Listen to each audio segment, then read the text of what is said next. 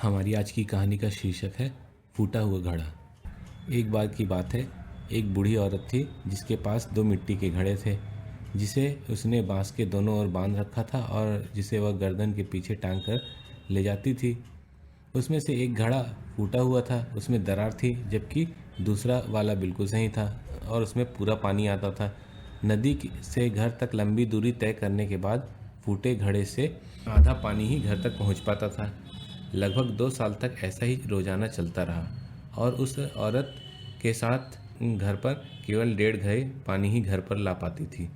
जाहिर सी बात है, अच्छे घड़े को अपनी उपलब्धियों पर गर्व था, लेकिन बेचारा फूटा घड़ा अपनी कमियों को लेकर शर्मिंदा था कि वो उस काम को आधा ही कर पाता है जिसके लिए उसे बनाया गया है। 2 सालों तक उसने जैसा महसूस किया। एक दिन उसने नदी पर उस महिला से कहा कि मैं शर्मिंदा हूँ कि मेरे फूटे घड़े होने के कारण मेरे अंदर का पानी आपके घर तक पहुँचने से पहले ही काफ़ी बह जाता है। इस पर वह बूढ़ी औरत मुस्काई। वह बोली, क्या तुमने ध्यान दिया कि तुम्हारे रास्ते में तुम्हारी ओर पर फूल खिले हैं और दूसरे घड़े की तरफ नहीं? ऐसा इसलिए कि मैं तुम्हारी कमियों को के बारे में हमेशा से जानती थी, इसलिए मैंने कुछ फूलों के बीज तुम्हारे ओर बो दिए थे और हर दिन जब भी हम नदी से वापस आते थे तो तुम उन्हें पानी देते थे।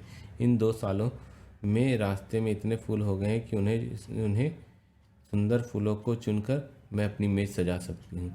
तुम्हारे बिना जैसे भी तुम हो, इस घर की सुंदरता ऐसी नहीं होती। हम सब में कोई ना कोई विशिष्ट कमी होती है, लेकिन ये विशिष्ट कमी ही है जिसकी वजह से हम सब मिलजुल कर रहते हैं और ज़िंदगी को इतना रोचक और आनंदित बनाती है। आपको बस हर व्यक्ति को उसके वास्तविक रूप में स्वीकार करना है और उसमें अच्छाई ढूंढनी है। अपने रास्ते पर लगे फूलों की खुशबू का आनंद लेना ना भूलें और यह कहानी अपने दोस्तों को भेजें। धन्यवाद।